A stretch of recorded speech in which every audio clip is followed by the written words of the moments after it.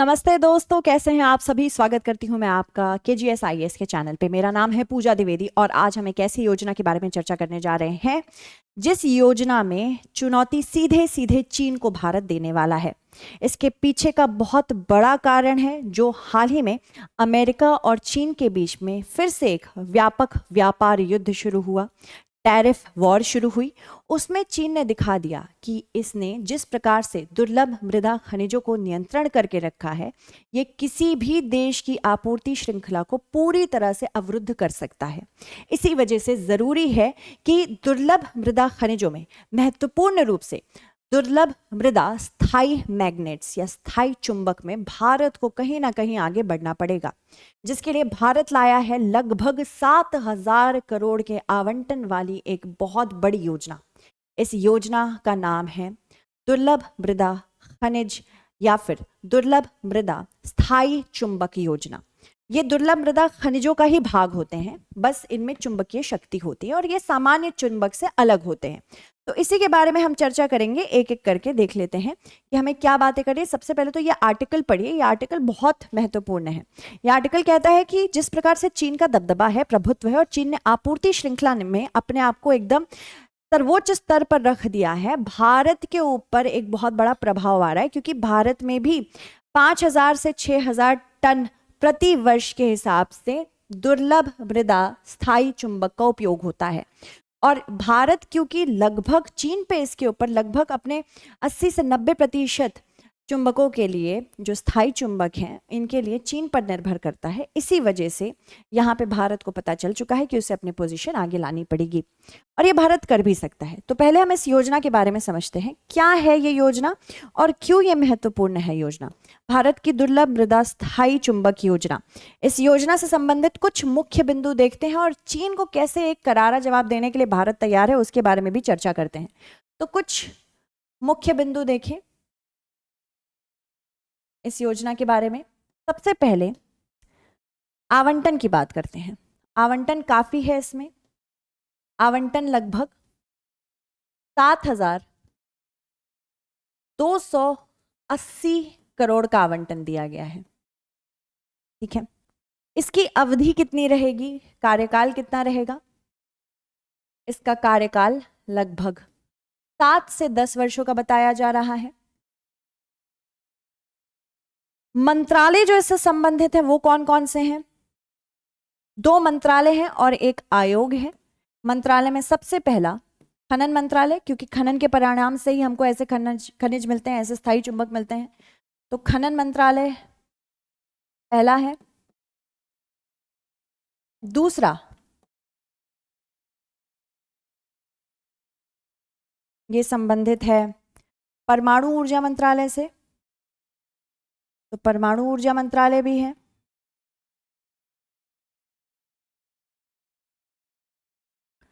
तीसरा है नीति आयोग।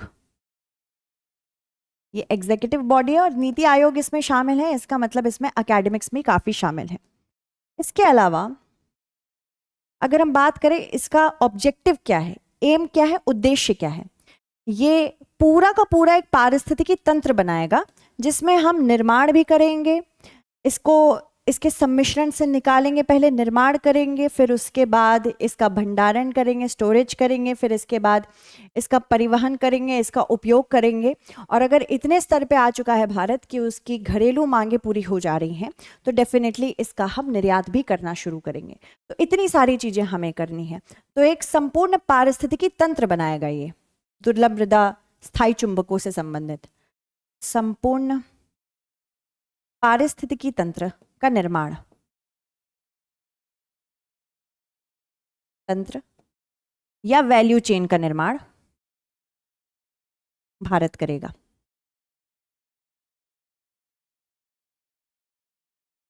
ठीक है, अब ये इतने महत्वपूर्ण क्यों हैं, ये जो मैग्नेट्स हैं कैसे ये अलग है नॉर्मल मैग्नेट से, और ये भारत के लिए इतने महत्वपूर्ण क्यों है और क्यों आवश्यकता पड़ी हमको इस योजना की, इसको भी समझना जरूरी है, क्योंकि ये योजना अपने में ही एक बहुत ही यूनिक है आवंटन को लेके। तो सबसे पहली बात तो महत्व समझते हैं।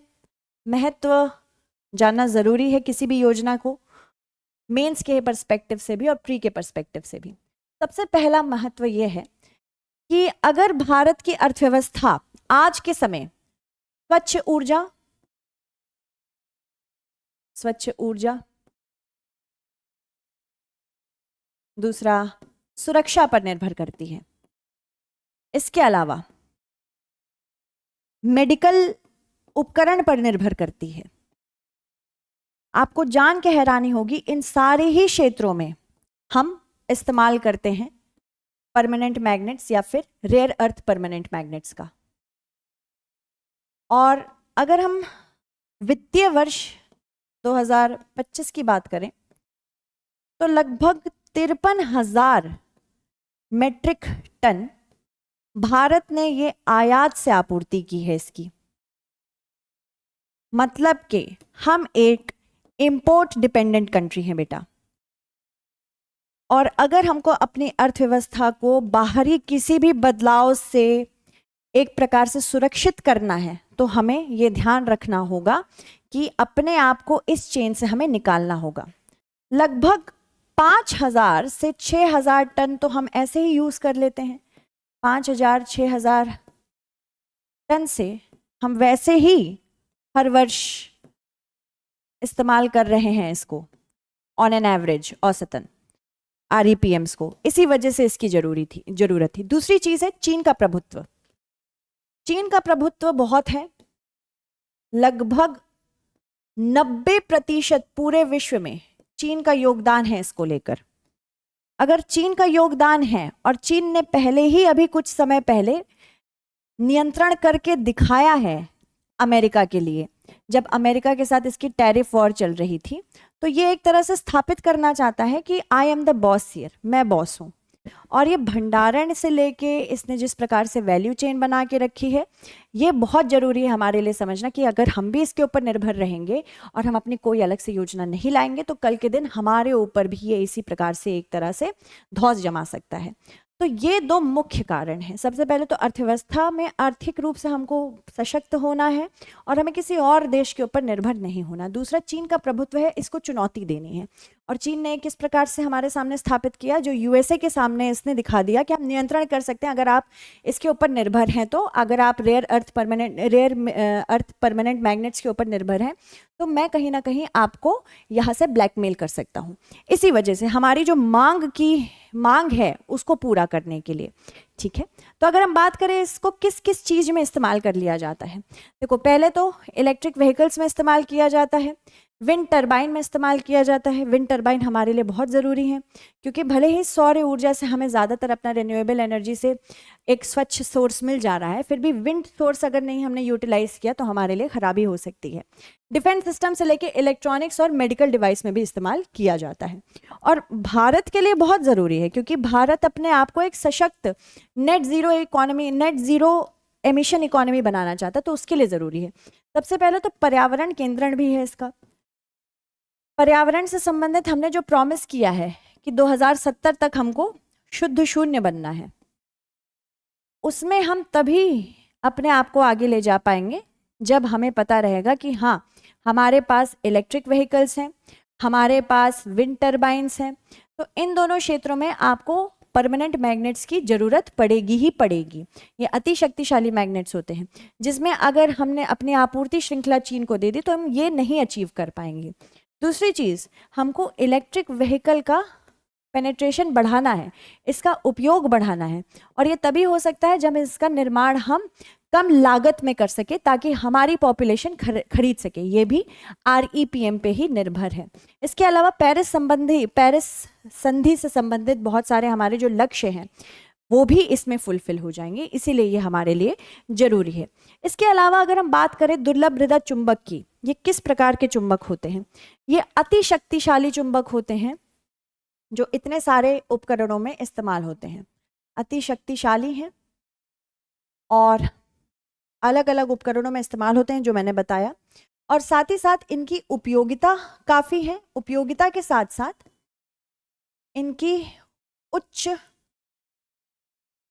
इनका उच्च ऊर्जा घनत्व है जिसकी वजह से हम इन्हें आसानी से लंबे समय तक इस्तेमाल कर सकते हैं। और हाँ, ये लंबे समय अवधि तक काम कर सकता है।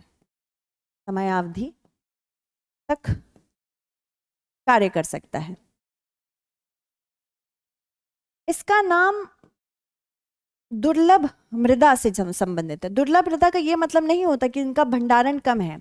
दुर्लभ मृदा का मतलब होता है कि जिस प्रकार से सामान्य अयस्क मिलते हैं उनसे ये डिफरेंट होता है।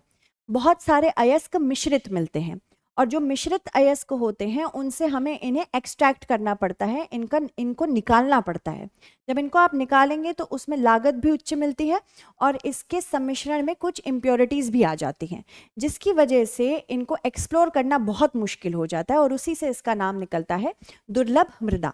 और दुर्लभ मृदा खनिज भी होते हैं, दुर्लभ मृदा मेटल्स भी होते हैं, दुर्लभ मृदा परमानेंट मैग्नेट्स भी होते हैं। तो ये सारी चीज़ें दुर्लभ मृदा खनिज के ही अंतर्गत आते हैं और ये सारी चीज़ें एक दूसरे से जुड़ी हैं उपयोगिता के संदर्भ में। ठीक है, तो अगर प्रश्न आए तो प्लीज़ इसको याद रखिएगा। अगर हम सिर्फ और सिर्फ चुंबक की बात करें तो इनके दो मुख्य प्रकार होते हैं। एक है नियोडीमियम मैग्नेट, ये सबसे ज़्यादा यूज़ किए जाते हैं और सबसे शक्तिशाली होते हैं।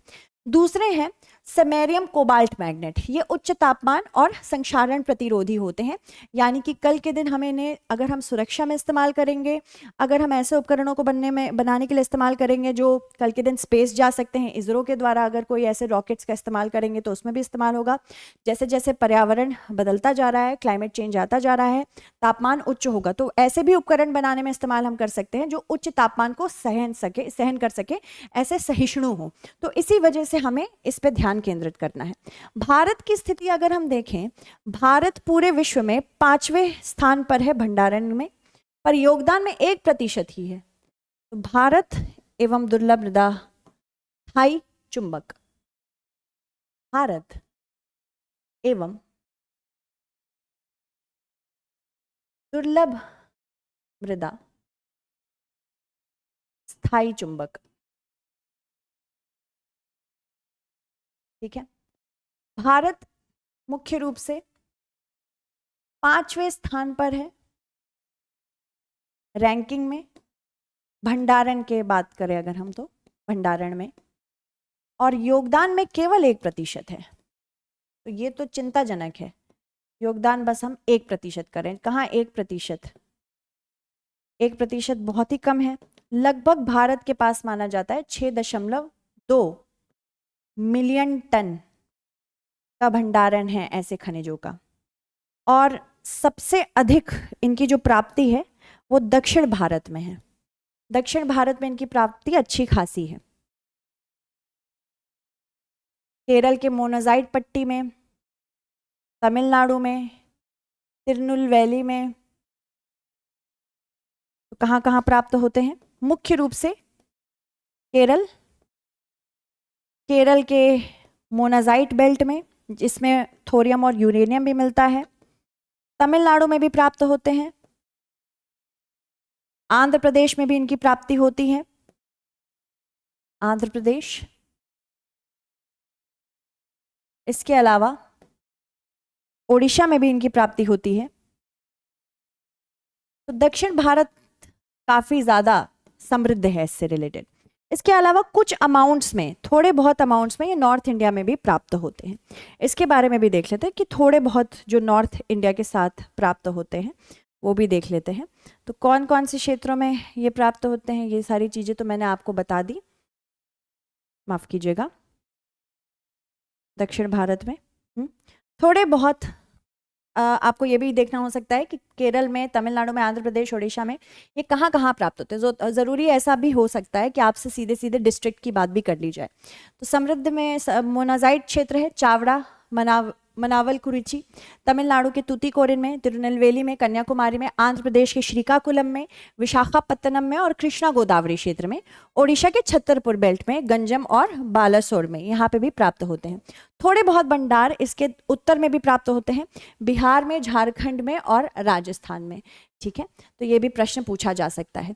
इसके अलावा जैसे कि आप देख सकते हैं कि इसका मार्केट लगातार बढ़ता चला जा रहा है। 2024 से अगर 2029 की तुलना करें तो मार्केट वैल्यू बहुत हाई है। अगर अभी की बात देखें तो लगभग पूरे विश्व में 74 बिलियन डॉलर्स के आसपास है। तो ये 2029 में 25.13 बिलियन डॉलर्स हो जाएगा, जो कि काफ़ी ज़्यादा अमाउंट है। तो भारत इसमें पीछे नहीं रह सकता। इसके अलावा यहाँ पे अगर हम बात करें सबसे बड़ी चीज़ इस स्कीम की, कि स्कीम किस प्रकार से कार्य करेगी, क्रियान्वयन कैसे होगा, पूरी वैल्यू चेन बनाई जाएगी, योजना का क्रियान्वयन, ये लगभग 7 से 10 साल की है, जिसमें 2 वर्ष जेस्टेशन पीरियड होगा या गर्भावधि पीरियड होगा, गर्भावधि। इसमें पहले वैल्यू चेन सशक्त की जाएगी, ठीक है, वैल्यू चेन सशक्त की जाएगी मुख्य रूप से इसके मैन्युफैक्चर या निर्माण से, और दूसरे नंबर पे बिक्री, मतलब अगले 2 वर्ष इधर हो गए, अगले 5 से 7 वर्ष ये बिक्री के आधार पर चलेंगे। यानी कि बिक्री कैसे होगी, मार्केटिंग कैसे होगी, इन सारी चीज़ों की बात करेंगे। तो विपणन के ऊपर काम होगा, मार्केट के ऊपर, और इसी में हम निर्यात के स्रोत भी ढूंढेंगे ताकि भारत भी इसमें अग्रणी बन सके, ठीक है। तो 2 प्रकार से होगा, पहले सिर्फ हम सशक्त करेंगे निर्माण से, और दूसरे स्तर पर हम 5 से 7 वर्ष में मार्केटिंग पे अपना ध्यान ज़्यादा केंद्रित करेंगे। तो जब हमारे पास सशक्त करने, जब हम निर्माण से सशक्त हो पाएंगे तभी तो हम बिक्री करेंगे ना, नहीं तो नहीं हो पाएगा। तो ये सारी चीज़ें आपको पता होनी चाहिए, क्योंकि प्रश्न ऐसे ही बनते हैं। प्रश्न ये भी पूछ सकता है कि ये भारत में किस क्षेत्र में पाए जाते हैं, स्कीम से पूछ सकता है। जो भी चीज़ें मैं पढ़ा रही हूँ वो प्रीलिम्स और मेंस दोनों के लिए ज़रूरी है। प्रीलिम्स में आपको क्वेश्चन सीधे सीधे पूछे जाएंगे, मेंस की अगर हम बात करें तो मेंस में सीधे सीधे आपको क्या बताया जाएगा कि आंसर राइटिंग प्रैक्टिस आपकी कैसे होगी बेटा, ठीक है।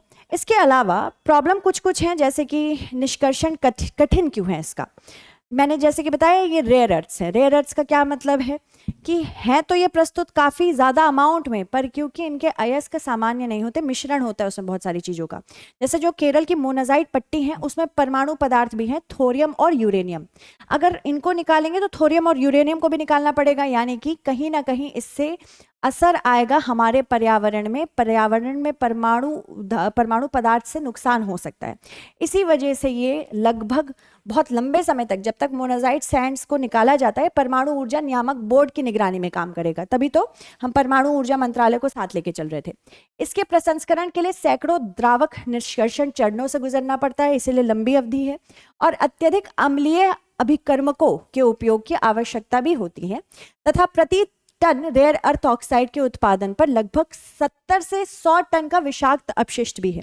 यानी कि एक तो परमाणु पदार्थ से संबंधित हमें दिक्कत है, दूसरी चीज जो ये विषाक्त अपशिष्ट छोड़ते हैं उसका प्रबंधन कैसे होगा, ये भी हमारे लिए चैलेंजिंग है। तो ये कुछ हमारे लिए बहुत महत्वपूर्ण चैलेंजेस हैं। पर इसका प्रभाव है, सबसे पहली बात, समग्र प्रभाव इसका किस किस में है। अगर हम देखें तो महत्वपूर्ण सामग्रियों में दीर्घकालिक रणनीतिक स्वायत्तता, यानी आत्मनिर्भर भारत अभियान के अंतर्गत इसको लॉन्च किया गया है, ये भी याद रखना है। तो स्वायत्तता मेंटेन तो होगी ही, आत्मनिर्भर भारत इसके अंतर्गत लॉन्च किया गया है।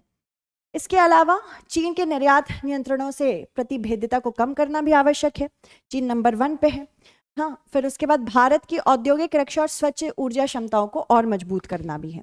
तो ये सारे इसके महत्व हैं, ये सारे नुक्स एंड क्रक्सेस थे इसके।